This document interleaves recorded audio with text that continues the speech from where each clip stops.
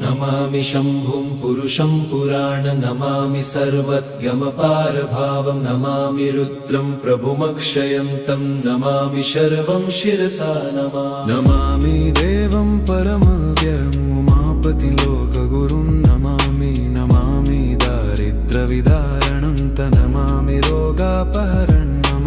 नमामि कल्याणमचिन्त्यरूपं नमामि विश्वोत्थबीजरूपं नमामि विश्वस्थितिकारणं नमामि संहारकरं नमामि गौरीप्रियमव्ययं नमामि नित्यं क्षरमक्षरं नमामि चिद्रूपममेयभावं त्रिलोचनं शिरसा नमामि कारुण्य